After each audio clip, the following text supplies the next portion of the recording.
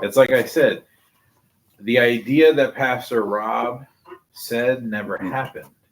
But now I feel like it's actually happening, even though the idea wasn't spoken. I actually see it. Yeah. You know? Like even Marcus is a blessing, because the guy is able to get Christmas presents for his whole family. He can't afford it, you know. I know what's going on. More people. There we go. Who doesn't know about it? You know, it's like There we anybody go. I talk to, like, okay, like I was talking to my daughters today. I go, can I have a Coco? Oh, can I have a toy? We go to the store. Can I have a toy? Can I have a toy? I go, baby, you don't need any more toys. We have so many. Okay, Homegirl has three massive doll houses. Okay, Barbie has a high rise, and so do her friends to live in. Okay, like she has a Barbie city going on upstairs with a camper, and even Barbie's dogs have a camper. Okay, she's got toys for days. Yeah. She has more toys than I could have imagined as a child, and I had a lot of toys as a child. Okay, right. So I go, nah, baby, you don't need any more toys. Okay, you're fine. I go, and here's the reality: Christmas is coming. She was crying. She was upset, and I go, baby, Christmas is coming. You got grandparents. You got aunts and uncles. Yeah. I'm gonna take a picture of the toy you want. And I'm gonna send it to them. They can buy it. It's like, Dad, you don't need to spend any more money on toys. Trust me. If anything, we need to be giving your toys away and making more room in the house. I couldn't believe how much the toys were at HEB. I saw it. Like $30. Hi, Miss Gloria. Hi. ¿Cómo estás? Bien, gracias a Dios. ¿Cómo estás? Bien. Qué bueno. We're talking about how blessed my children are. They got so many toys. Yeah. They don't even know. Everybody got so many toys. They don't even know. No. Okay. I was telling my daughter, I was like, baby, okay. I had to explain to her what an orphan was. Oh. Okay. I go, you know, there's kids in this world. They don't have mommies and daddies. She goes, how? Okay. And I go, there's a lot of ways that can happen. Okay. You're blessed. You can't even fathom such a thought, because you have both your mother and your father in the same house. There's kids whose parents are. I go, look at your sisters. Their daddy doesn't live in the same house, right? They live they're divorced. They live in a different house. Okay. I go, you have so many toys. Okay. I told her, I go, let me tell you something. You have so many toys that when you go to Papa's house for Thanksgiving, me and Mommy are going to go dig deep into your toy chest and take the toys out that you don't even know are there anymore. You forgot all about them. Yeah, we're going to clean them up. We're going to put them in boxes, and we're going to give them to you for Christmas. And you're going to think you got a new toy. Just keep recycling. Okay? She won't even know. She'll be like, oh, this is great. Yeah. All right. We're in John 18. And welcome. John 18. Yes. John 18. And welcome you guys for coming. Thank you for coming. Oh, yeah. And Thanksgiving Eve. Thanksgiving Eve. Yeah. This is the special Thanksgiving episode of This is the real meat. Bible There study. you go. Yes. And there are always Thanksgiving episodes, like remember Yeah. the old Peanuts Thanksgiving? You'll shoot your eye out. Yeah. I guess tomorrow is the day, like not tomorrow, but Friday is the day that you can put Christmas trees up, right? Is that My neighborhood already has. My tree has been up. I've been lazy. I haven't done anything. My sister has 3 trees up already. really? I might put Is it my just yard getting decorations earlier up. and earlier, huh? Yeah, why not? There's so much to do, you know. I mean, they do. I wish it was like a little bit chilly outside, a little bit cooler Yeah. than what it. That would be nice. Yeah. I told Lacey I want to get those jelly lights, so they're security lights for the house. Yeah. But then Christmas time, I just push one button and it turns red and green, and we're ready to roll. Oh, yeah. Perfect. I Perfect. Instead of getting the lights don't up. have to do anything. It's all year. We're good to go. Well, good. We're actually gonna do a bit shorter evening tonight because it is Thanksgiving Eve. Is that even a? That's not No, Eve. nothing. That's nothing. Right. That's nothing. We're gonna make it something though. It's I mean, something that's now. 5 o'clock. What's You it? get your spiritual food before you get your food coma. Yes, That's right. There you go. yes. But we're also, let's see here. We got how many? Probably 3 weeks in December. You want to see how awesome we are at Oh, go fast, time go fast. management? Let's see here. We got today. We got 1, 2, 3. Okay. And because when Christmas comes on a Wednesday, so we're not going to have Bible study on that Wednesday, right? The next Wednesday is Are you having service on that? is Doesn't Christmas service? I don't know. I don't know. We'll find out. Is it Christmas service? But we're at John 18 right now, right? 19, Yeah. 20, 21. We've got 4 chapters and 4 weeks left of the year. And then we're done with John and we're done with the Gospels. And then we'll start in the new year in Acts. Believe that. Huh. I believe it. Well, That sounds. We've been in the Gospels a long time. Yeah, because I came in at Luke. You came in at Luke? Yeah, Yeah. so a couple months now. Yeah. We've been in, I mean, Matthew, since Mark. Matthew. It's We- been over a year. It's been over a Yeah. year that we've been in the Gospels, that we've Okay. studied Matthew, Mark, Luke, and John. Mhm. And what's interesting is they're all basically the same story, told from a different perspective, right? Mhm. Different. So each one has a little bit different take on it because it's from somebody, somebody different. Now, Acts, when we go into Acts, you're going to find that it's very, you're going to see some similarities from Luke because Acts was written by Luke. So, Okay.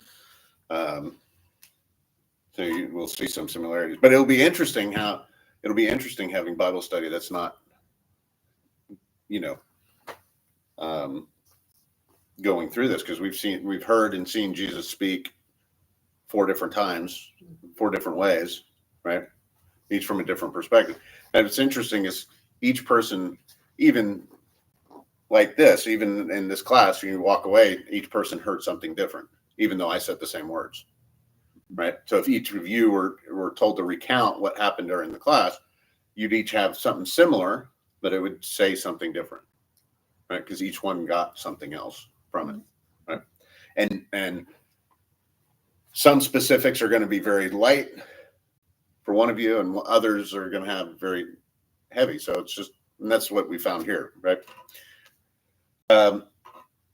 Now, last week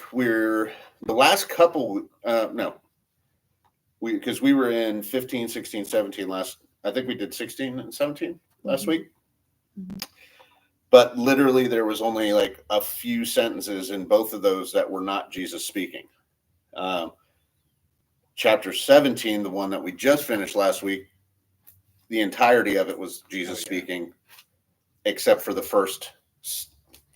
not even the first sentence, but it literally, the start of 17 said, Jesus spoke these words, lifted up his eyes to heaven and said, and then the rest of the chapter was Jesus speaking, right? So, and just a very brief recap, what Jesus was speaking in chapter 17 was a prayer. If you recall, he was praying for himself, he was praying for his disciples, and he was praying for all believers, right? So he was praying for present, past, present, and future, everything. But he started with himself, then his current disciples, and he prayed for a future people that had not been in existence yet, right? Speaking about us and all believers. Future. So we are going into, and if you recall, I'll just another recap. If you recall, we went into a very, very deep descriptive nature of the Holy Spirit. As the last chapters were talking about how the Holy Spirit was being left, how Jesus was leaving a helper, as he kept saying. But the helper, the Holy Spirit, whom the Father will send in my name, he will teach you all things and bring to your remembrance all things that I said to you. So now we understand that Jesus, as Jesus is speaking, why it is that we remember things. And he says it because the Holy Spirit tells you these things. Why at the moment that you're speaking to somebody that is an opportunistic moment to speak about God does something enter our mind that are the perfect words? Well, we can see that this Jesus is saying it is our helper. It's the Holy Spirit that gives us these words, that allows us to remember what we learned. It is also what teaches us. It's also where the peace comes from. And we also covered one of the bigger, more popular verses that you see many times in the Bible of let not your heart be troubled, neither let it be afraid. We've heard this many, many times. The amount of times that the Bible says, don't be troubled, don't be worried, don't be afraid. I don't remember how many times, but if you Google how many times the Bible says, don't be afraid, it's incredible, right? Mhm. Yet we continue every day to be afraid. It's remarkable. Anyway, so we go into chapter 18. Also, this is where Judas,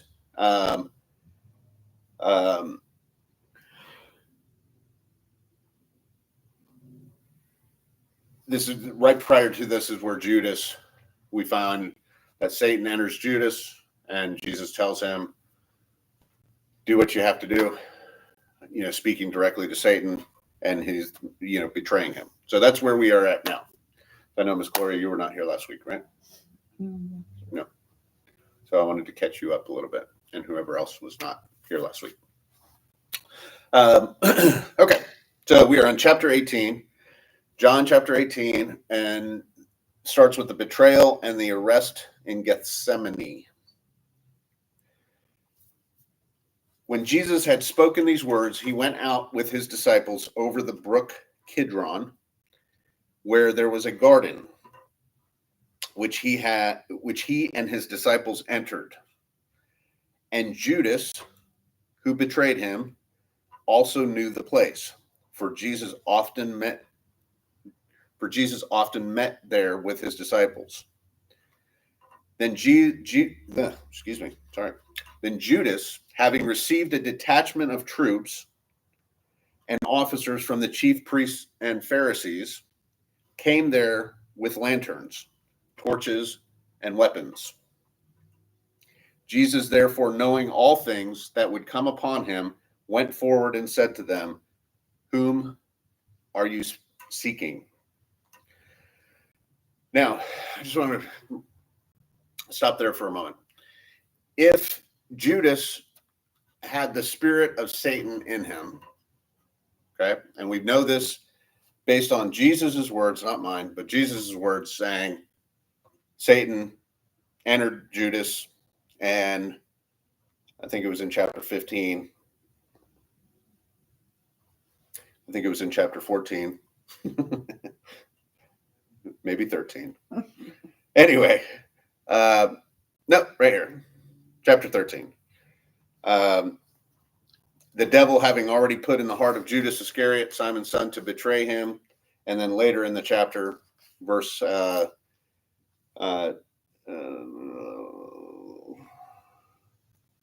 26, as it was verse 27, now after the piece of bread, Satan entered him. So it's not me saying it. This is Right. Jesus saying, we understand that Satan is now the spirit that is driving Judas. Right. It is in control of Judas. It is the pilot to his, right? Mhm. So if Judas is being driven by Satan, and that is the spirit, and we can see that Judas now has received a detachment of troops and officers from the chief priests and Pharisees. What is the spirit that is driving the chief priests and Pharisees? Also see. Mhm. Also Satan.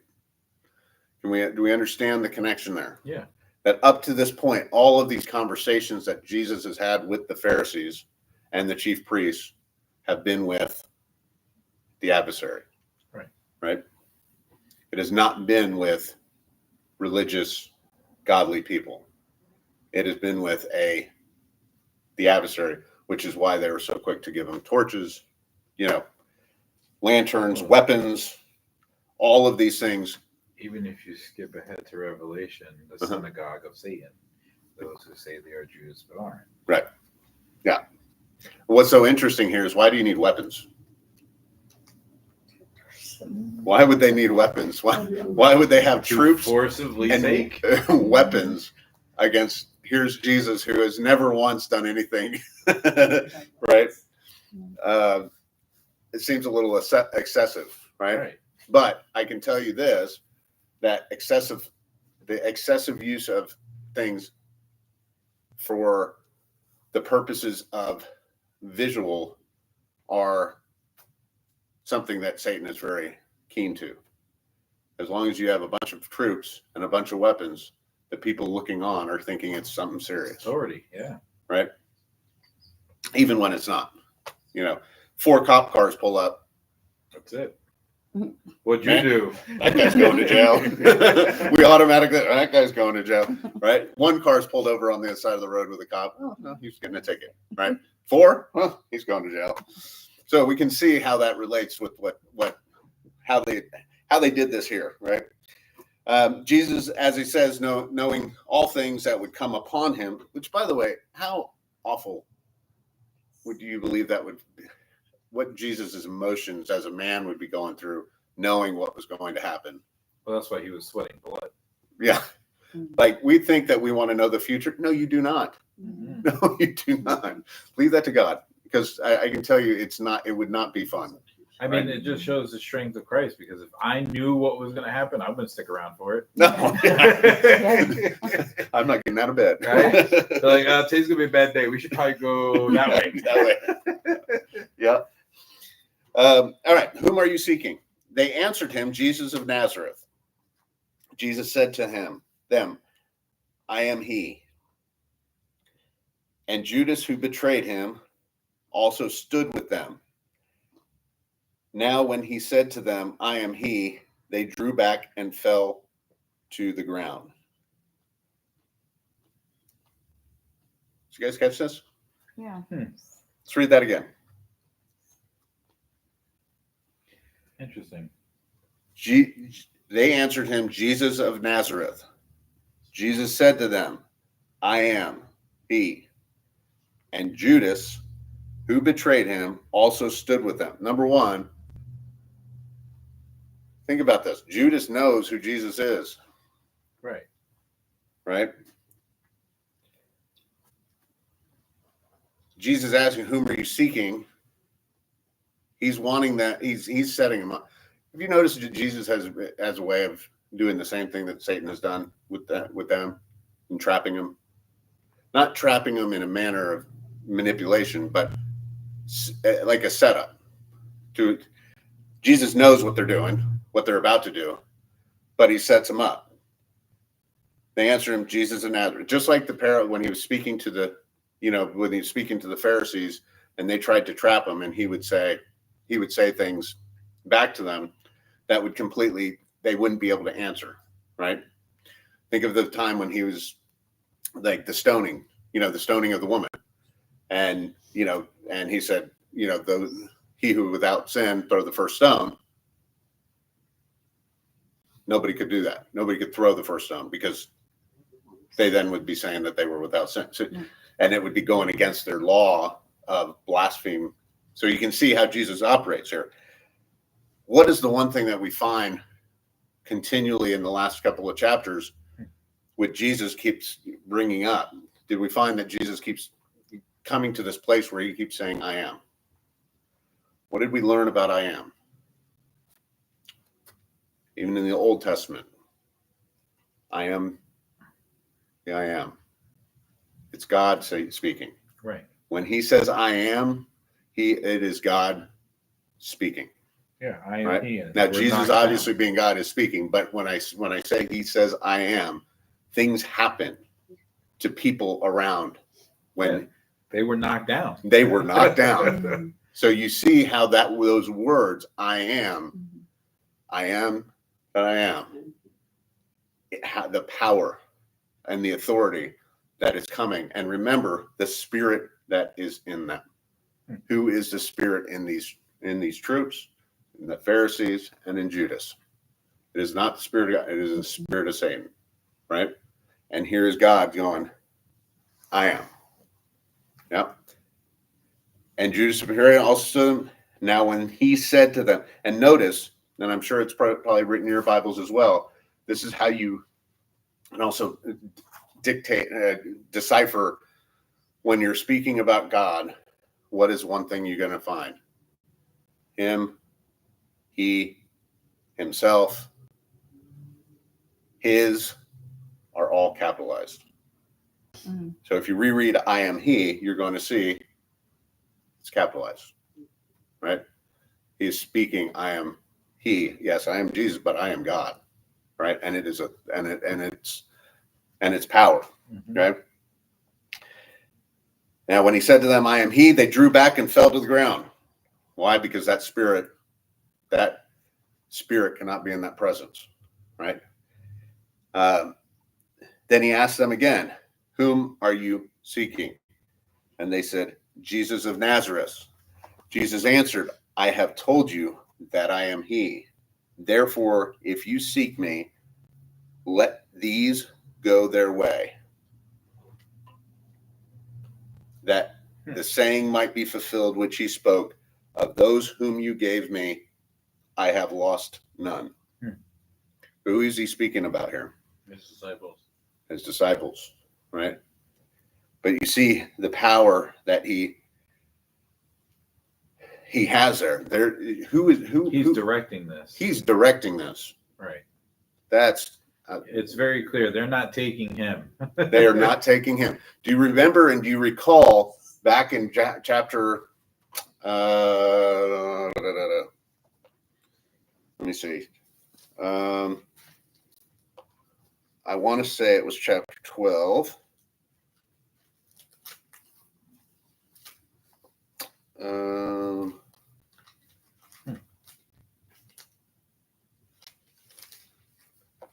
Maybe not chapter 12, maybe chapter 11. Anyway, it was a chapter before this, obviously, that he basically, Jesus says, I'm going to die because I'm allowing it to. Right. I'm allowing this. Right. Not you. Right. You're not killing me. I'm dying because I am laying down my life. There's a difference. Oh yeah. I mean, right? And that's what he's saying here is you're not taking me. they gave Judas officers, weapons, authority. Mm-hmm. It's the same analogy. Cops roll up 4 cars. Imagine they're trying to arrest a guy, and that guy's like, "Okay, you're here for me. Let everybody else here go." That's not standard protocol. They're trying to take everybody and sort out what's going on here. Right. But Jesus is running the show. He's saying, "Okay, you're here for me. I'm he. Come take me and let these guys go." Yep. And he's very clear about and right, like that he is directing this. This is his show, not theirs. They are there to pick him up because he created the story. Mhm. It's his script, not Yeah. theirs. He went right to them. Who seek ye? Yeah. Right away. And you can see how authoritative he is going back. I've already told you that I am. I am. Here I am, right? Therefore, if you seek me, let these go their way. So the saying may be fulfilled of those whom you gave me, I have lost none. Verse 10, then Simon Peter, having a sword, drew it and struck the high priest's servant and cut off his right ear. The servant's name was Malchus. So Jesus said to Peter, put your sword into the sheath. Shall I not drink the cup? Shall I not drink the cup which my Father has given me? Okay. Stop there for a second. So here's Peter, thinking he's being all valiant. Right? Idiot. Number one, pick your battle, but wisely. There's troops with weapons and torches. Number one, let's just think about this from the physical sense. Yeah, this is like a kid who, doesn't recognize and read the room, and then is expecting his father to step in and beat him up. Right? What an idiot. Right? Complete emotion. But we have to remember the spirit that was driving through their disciples. Right? Remember I brought this up before, the verse in 2 Peter, I think. 1st or 2 Peter. 1 Peter 4:8. Is it 4:8? Talks about the lying. Yeah, that Satan is like a lion that is prowling around trying to find his prey, right?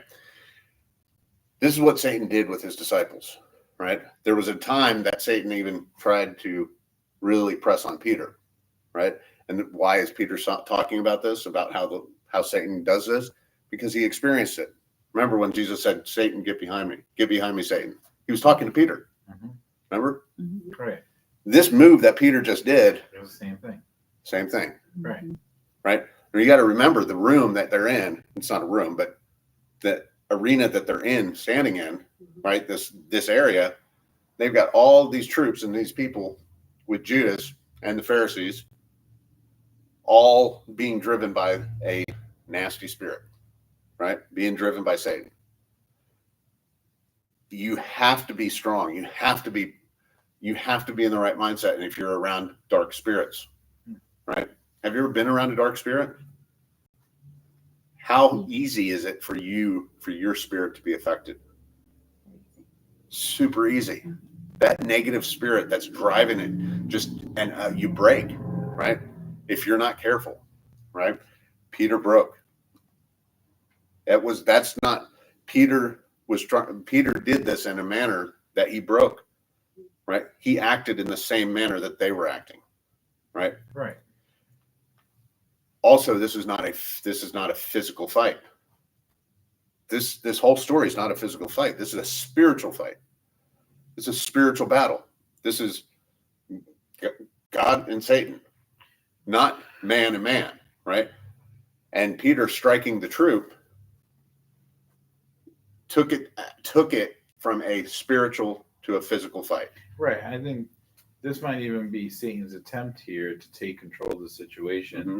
Because Jesus was running the show and he recognized that. Mm-hmm. So let me have one of these disciples attack. Yeah. And that'll cause the attack. Right. Know? And how easy is it for us to lose ourselves in emotion? Easy. Right. And there's no question that Peter was probably emotional right now. Right. Right. Jesus just told him that he was going to die. Right. He just told him that, hey, guess what? You guys are going to get kicked out of the synagogue. The world's going to hate you. Right. But don't fear. They hated me first. Right. And by the way, I'm leaving. Right. So Peter's not in the right frame of mind here. Like none of the disciples are happy at this moment. Right. They know that, okay, well, we're going up to this hill. He's going to say it like, this is it. We all know when you're getting broken up with or you're something like, this season in my life is changing. It's passing. We all can have the awareness. Like the disciples were no different. They're like, oh my God, this okay. Something's happening. Something's changing. I don't like this. They were emotional, right? Peter, obviously being the one that Satan had already tapped prior, gets tapped again. And you're right. Satan probably was like, I've tried to take back control of it and put it into Peter to do. And you can see what Jesus said. Like, basically, what are you doing? Yeah. You think I'm not here because I put myself here? I'm here because I'm here. Because I put myself here. I'm bright. This is my show. Don't You're not saving me. You're not saving me. Like, yeah, there's no there. I'm here. This is the reason. This is my purpose. Right. So continue. Verse 12. Then the detachments of troops and the captain of the officers of the Jews arrested Jesus and bound him. Now, before we move on, what took place in the other Gospels in this story? Do you guys recall? He said, those who live by the sword die by the sword. He didn't say that here. He didn't say that here. No. What else happened?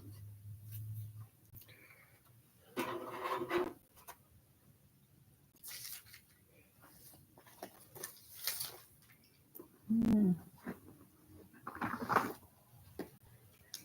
Anybody remember? Was he not bound in the other stories? That's not found. Right. Was he not bound in the other stories? No. Yeah, I thought they always bound him. They always bound him.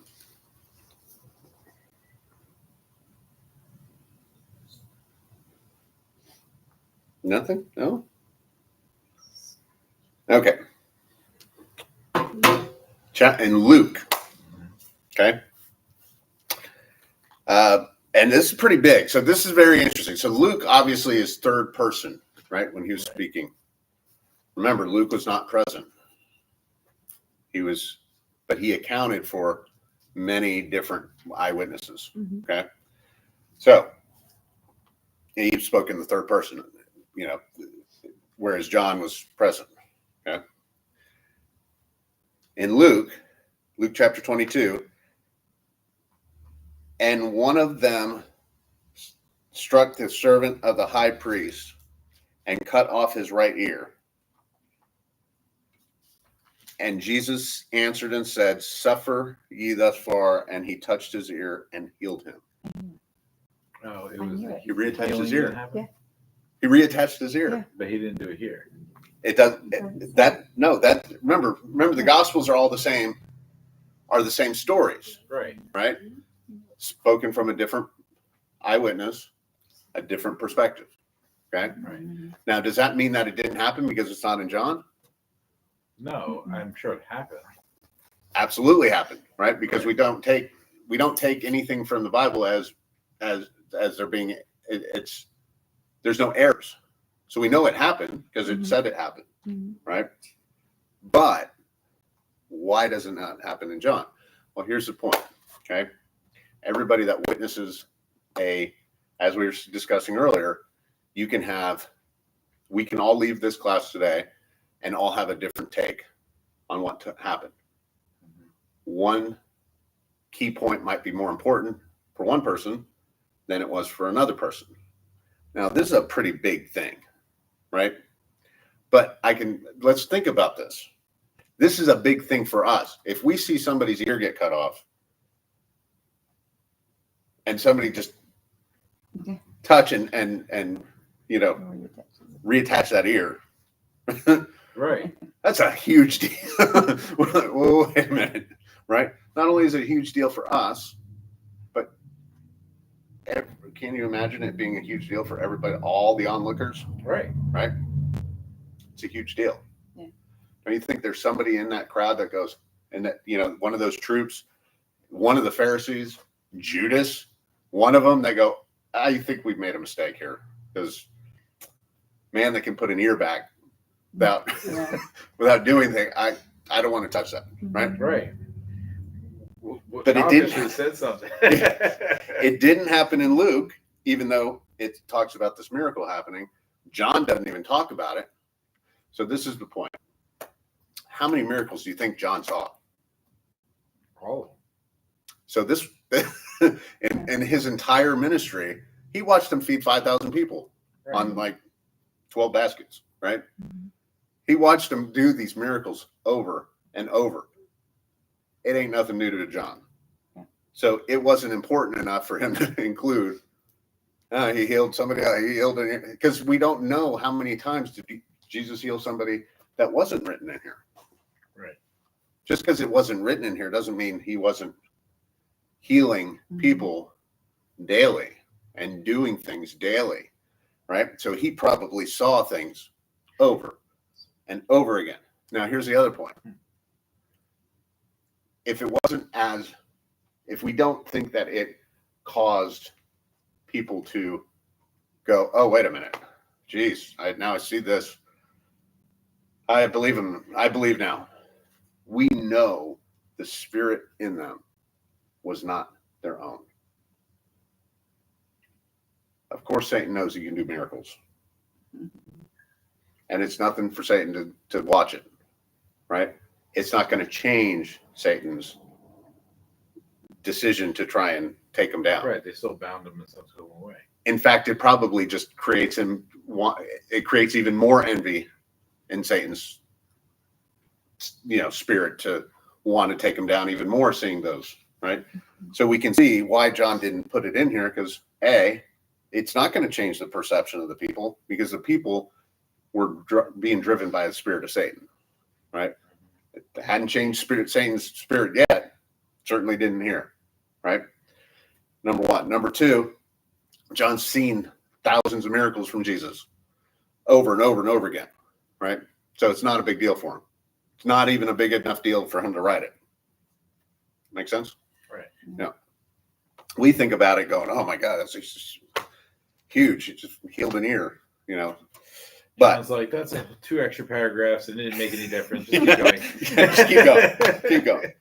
But I just wanted to point that out because it's very interesting how the Gospels, how it is one in one but not in the other. And it's important to understand that just because it's not in one doesn't mean it didn't happen. Right. Right. To Luke, who wasn't Everybody there, who told him about it, Yeah. told him the story of what happened. right, and Luke not being there It was a big deal. is a big deal. Right. Just like for us, what? He put his ear back on like nothing. Oh man, that's Mr. Potato style? yeah, Mr. Potato Head style. Yes, that's a big deal. Big deal to him. All right. Let's keep going. Where are we at? We are verse 12. Then the detachment of troops and the captain and the officers of the Jews arrested Jesus and bound him. So he was not bound yet. Up to that point. And they led him away to Annas first, for he was the father. He was the father-in-law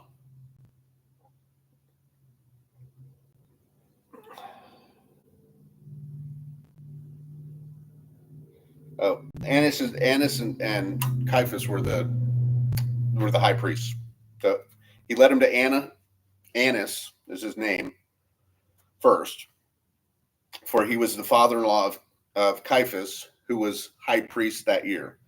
Now it was Caiaphas who advised the Jews that it was expedient that one man should die for all people. One man should die for all the people. It's the father-in-law of Caiaphas. So it's his wife's father. Okay, Peter denies Jesus. Verse 15. And Simon Peter followed Jesus, and so did another disciple. Who was the other disciple? It doesn't say who the other disciple was. Simon Peter followed Jesus, and so did another disciple. Now that the disciple was known to the high priest, and went with Jesus into the courtyard of the high priest. But Peter stood at the door outside. Then the other disciple, who was known to the high priest, went out and spoke to her who kept the door, and brought Peter in. Then the servant girl who kept the door said to Peter, "You are not also one of this man's disciples, are you?"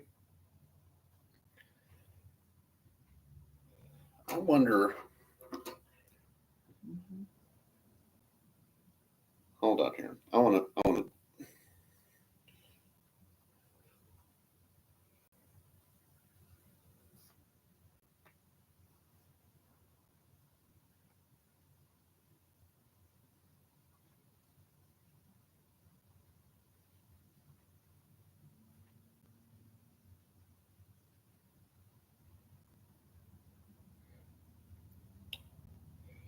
Because it sounds like this other disciple,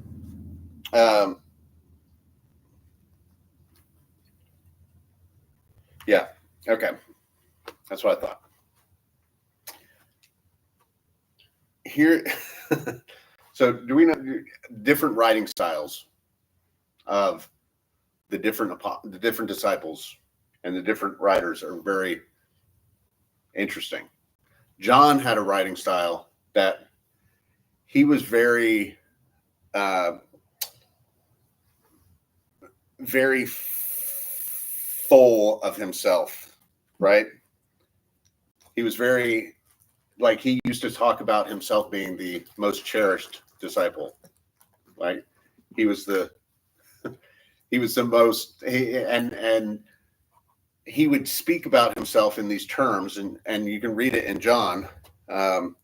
I think at the very beginning, let me go back just to give you an idea.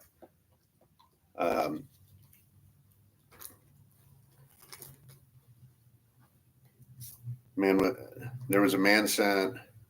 God, his name was John. I don't remember what verse it is, but it talks about John. He talks about himself being the most, the most adorned disciple. But then he also speaks about himself in the third person. Okay. Remember, he was a witness. Yeah. John was the son of Zebedee. He came from a wealthy family. He knew the high priests. He knew because of his family. Okay. John is also the writer, the author of the book of John, right?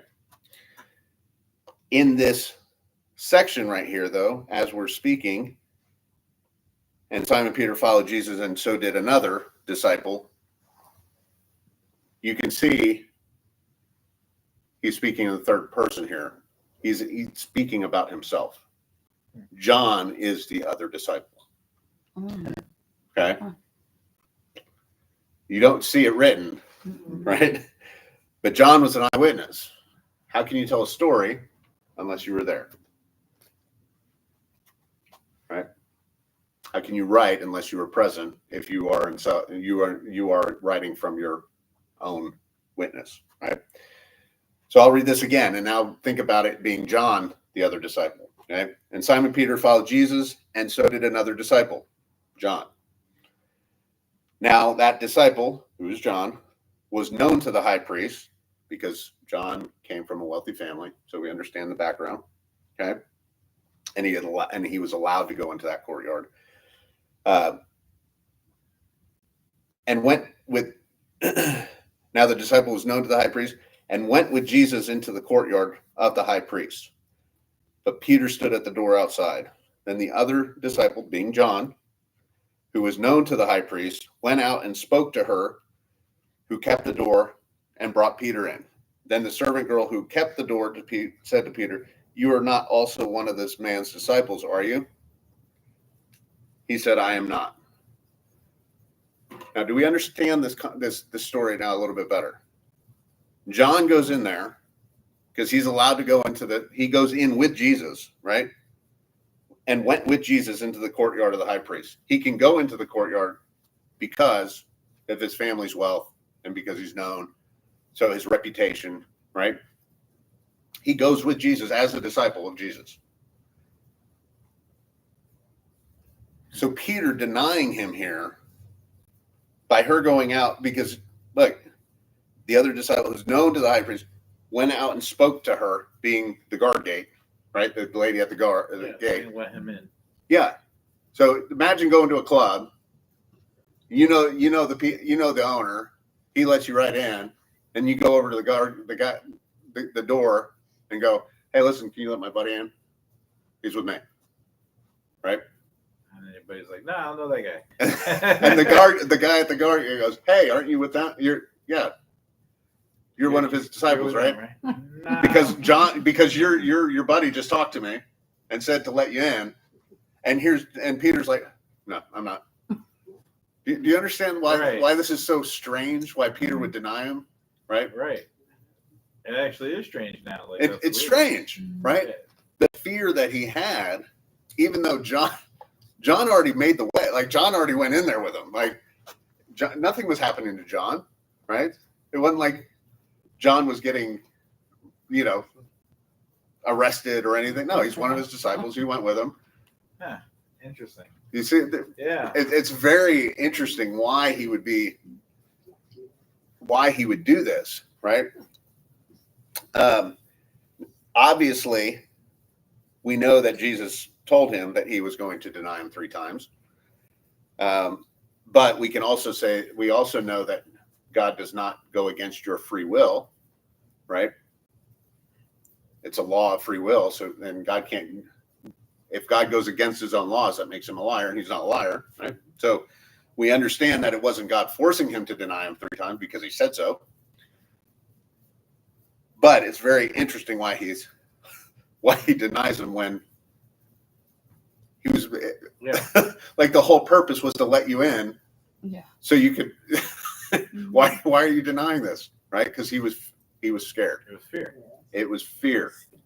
And you know, can we remember this? Remember that what was plaguing him, right? He was acting out of fear many, many times, right? Pride and fear. And here we see this take place. Also, maybe because John was well known and John had higher status, that he was like, okay, you know, just fear overwhelmed Peter. He was like, you know, if I go in there, I can't get out, and I'm not high standing, and if I agree with this, everybody knows who I am, and you know, like it just Everything. It ate him up. Yeah. Ate him up. Ate him up. Also, obviously, money meant something then. I'm sorry, money meant something. Money means something. Money means something. Mhm. I don't mean like that has changed. Money means something. It don't mean anything anymore. But we can see if John comes from a wealthy family, enough that the high priest just like, yeah, hey, John, yeah, you're going to come in there with him? Yeah, that's fine. So you imagine, like, okay, here's Jesus going to jail, and John can escort him, not going to jail himself. Right? Peter, who doesn't have a lot of money, right? We know this. Peter was a fisherman. Unless he owned the boats, we know he didn't have a lot of money, right? So Peter's sitting there going, okay, he can bail himself out. His family can bail him out. If he gets, ain't nobody bailing me out. Right. So there's a lot of things going through his mind, I'm sure. But him saying, yeah, no, I'm not, no, I'm out. Right. I'm out. I don't. So verse 18, let's move on here. Verse 18. Now the servants and the officers who made a fire of coals stood there, for it was cold, and they warmed themselves. And Peter stood with them and warmed himself.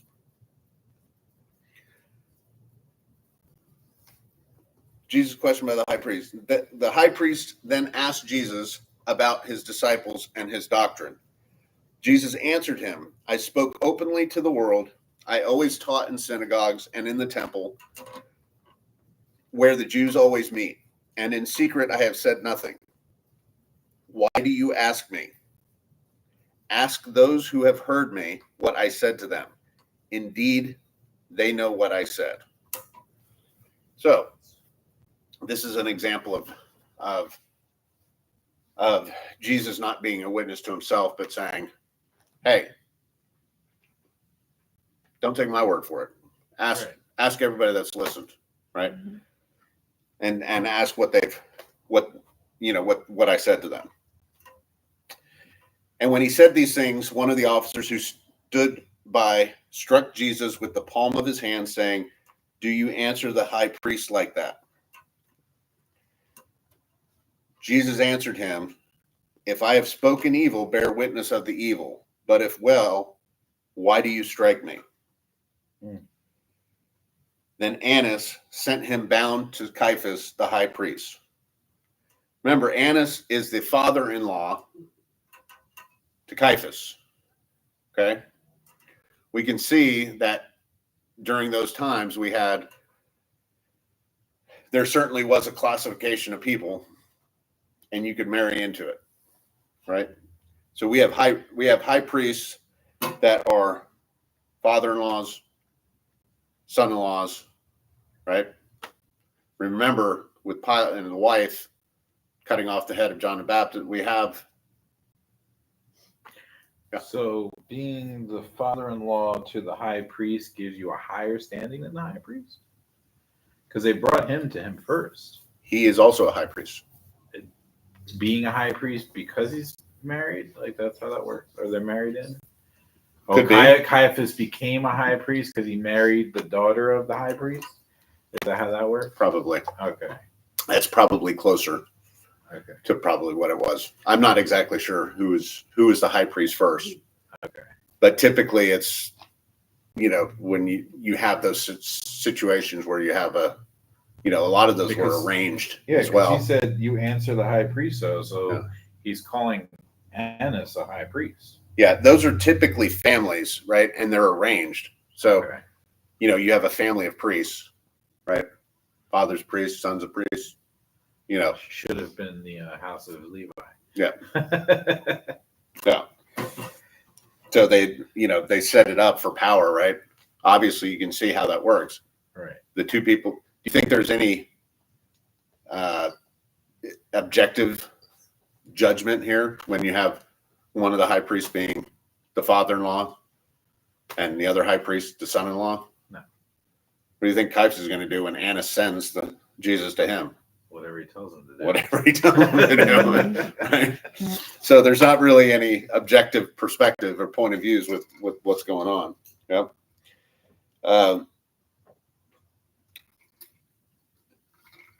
Okay, verse 25. Peter denies twice more. Now Simon Peter stood and warmed himself. Therefore they said to him, "You are not also one of his disciples, are you?"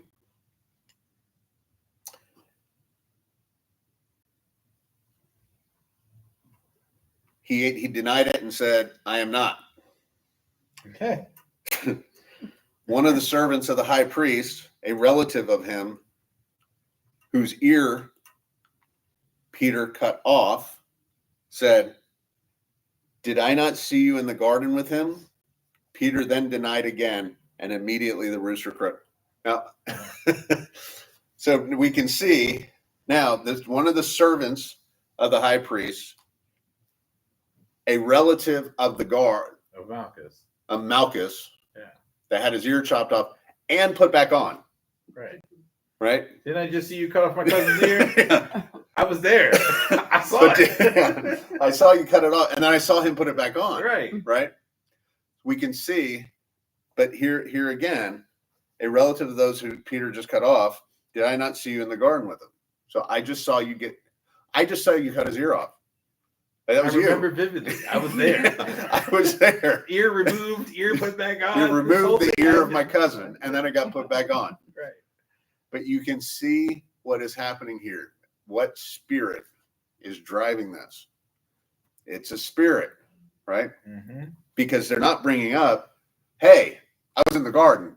Did you see him put him back on?" Like you cut it off. That was. We're going to discuss that. I don't think we're going to put that. We're just going to put that aside for a moment. He put it back on. Did you see that? That was crazy, right?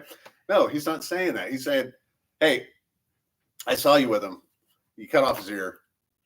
He didn't even actually, if you notice, he didn't even say, "I saw you cut off his ear." He was just saying, "I saw you in the garden with him. Right. Aren't you one of his? Yeah, aren't you one of his?" Right? But Peter denies him again. What do we think would have happened if Peter didn't deny? Like truly, what would have happened? Well, the first time he denied him, he would have been allowed in. Right. Right. He would have been allowed through the gate because that was the whole purpose, was let him through the gate. He's with me, let him through the gate, right? The second time that he denied him, they were just getting warm. He was with servants, officers. What would happen? He could have ministered on behalf of Jesus. He could have been like, "Yeah, you saw the ear got put back on, right?" Like, Yeah, the second time they're just getting warm. Remember, the disciples weren't. The disciples were not arrested. The Right. disciples were not in trouble at this moment. They couldn't be in trouble. They're not the ones that they weren't doing what Jesus was doing. Remember, They only Jesus wanted was. Jesus. They were just following Jesus, right? They did nothing wrong. So him saying, "Yeah, no, that was me." Great. Okay. Yeah, we thought so. Yeah. Right. Nothing. There's nothing. He was just afraid. He was just afraid. The third time, they do. Hey, I saw you in the garden. Like now, it's even further, right?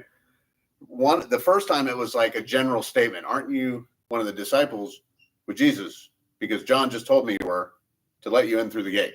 Right. She didn't even I'm witness I'm him. confirming what I. I'm just got confirming. And he's like, nope, not me.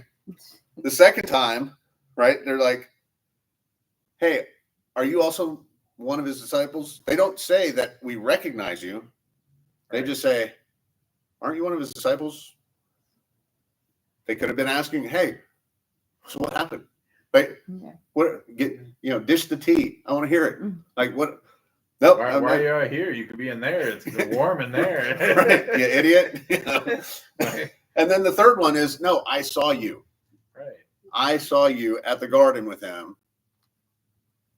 Aren't you one of his disciples? Did I not see you? He didn't even say, are you a disciple? He just said, did I not see you in the garden with him just a minute ago? Like just a little bit ago? Right? We're going to discuss you cutting my cousin's ear off, but pretty sure I saw you there. Nope, not me. So we can see just like how the depth of it. Okay, verse 28. Do we want to finish chapter 18 or do we want to stop there? It's up to you guys. Another 10 minutes. Yeah, we can go to the end. We're not that far. Okay. Your call. All right. Verse 28. Then they led Jesus from Caiaphas to Praetorium, and it was early morning. But they themselves did not go into the Praetorium, lest they should be defiled, but they might eat the Passover. Pilate then went out to them and said, what accusation do you bring against this man? I see.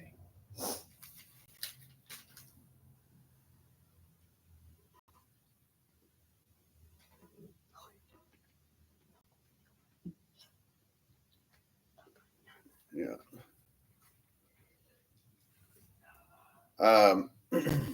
So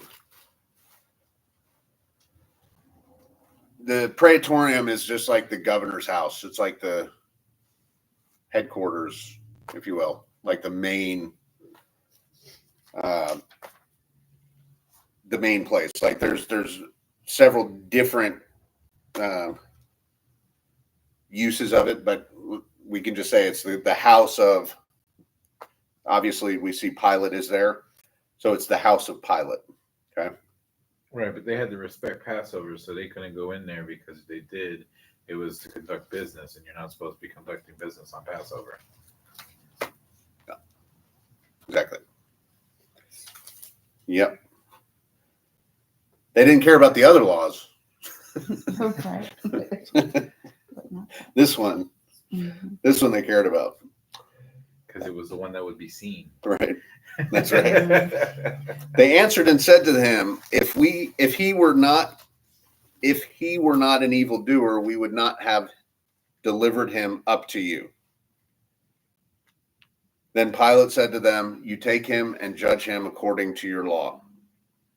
So they didn't even give him an accusation. They just said, well, if he wasn't bad, we wouldn't be here. Right? Just do your job, Roman. Yeah. If you went bad, we wouldn't we wouldn't be here. Not signifying anything, right? Then Pilate said to them, therefore the Jews said to him, it is not lawful for us to put anyone to death, that the saying of Jesus might be fulfilled, which he spoke, signifying by what death he would die. It is not lawful for us to put anyone to death. Then Pilate entered the Praetorium again, called Jesus, and said to him, "Are you the king of the Jews?" Jesus answered him, "Are you speaking for yourself about this, or did others tell you this concerning me?" Pilate answered, "Am I a Jew? Your own nation and the chief priests have delivered you to me. What have you done?"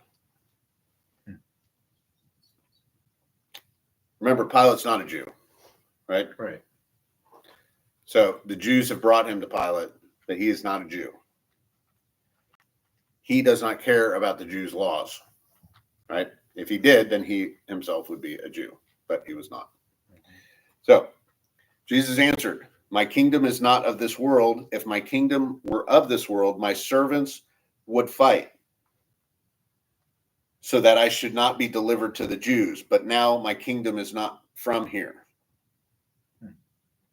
Remember, if you start saying that you're king, Yeah, you got problems. they got a problem. That's why they set him up with Pilate and that's why he asked, "Are you the king of the Jews?" Because if Jesus said, "Yes, I'm the king of the Jews," physically here, that's a fight against the monarch, right? Yeah, who was king? Herod? King Herod. Yeah. Pilate answered, I'm sorry. Pilate therefore said to him, "Are you a king then?" Jesus answered, "You say rightly that I am a king. For this, because I was born, and for this, because I have come into the world, that I should bear witness to the truth. Everyone who is of the truth hears my voice."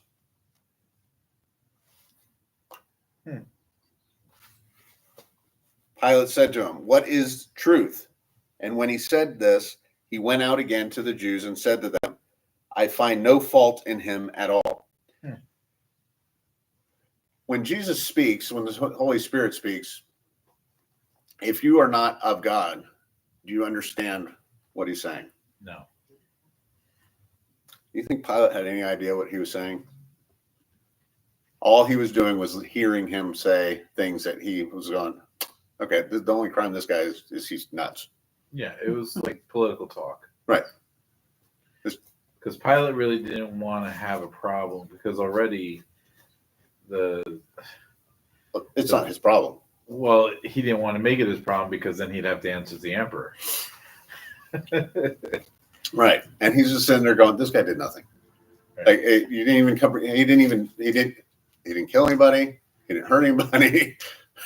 At worst, He won't claim that he's the king. I've asked him, "Are you the king of the Jews?" He won't. Like, there's nothing he can't. He hadn't done anything wrong.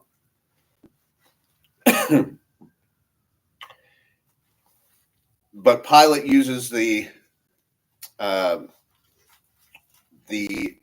custom that they have. We see in verse 39. "But you have a custom that I should release someone to you at the Passover. Do you therefore want me to release to you the king of the Jews?" Then they all cried again, saying, "Not this man, but Barabbas." Now Barabbas was a robber. So we see that why Pilate's in the position he's in. He's very good at not accepting any responsibility for anything, right? Right. For being such a prominent figure in the Bible. He did not. He's a politician. He did. Yeah, he's a great politician, right? He walked away without any guilt. Well, I tried to, right? One thing that he did not want, which we can see a lot of politicians now fighting against and not wanting, well, not all of them, is they didn't want a riot. They didn't Right. want a mob, right? They didn't want a fight, right? And that's what Pilate was trying to stop was, well, I don't want to fight. If the Jewish leaders, the Pharisees and the chief priests have brought this man and they want his blood, well, that just me saying that I tried by saying I don't find any fault in him, but further than that, I'm not going to get involved.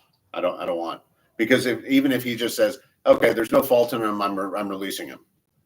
Now Yeah, you no problem. now you got a problem. Now you got a problem with because even though he was above them, they still had a lot of power. Right. I mean, the Pharisees and the chief priests, and they had a lot of power, right? So he was keeping that from happening, that riot from taking place. Right. So, and Barabbas being a robber, I want to say the other books go into more detail about Barabbas, how he was we call it he was a habitual criminal. He wasn't just like a one-off. Right. He was constantly, Mhm. right? They would never fixing himself. He would go to prison, get released, and do it again and come back. He was habitual, right? So not a good guy.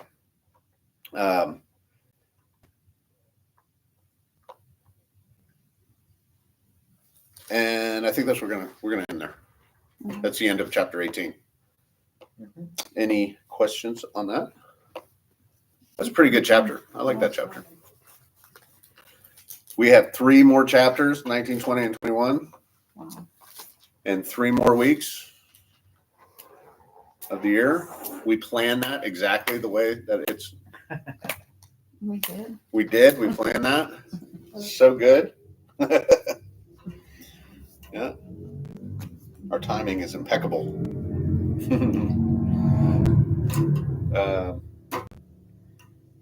Anyway, yeah, I'm going to turn that off. Thank you guys. Thank you, everybody. Happy Thanksgiving. Thank you for joining us, Thanksgiving. even on late Wednesday, Thanksgiving Eve.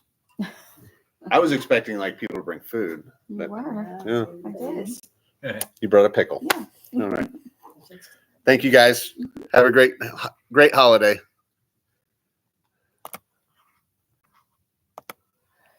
What?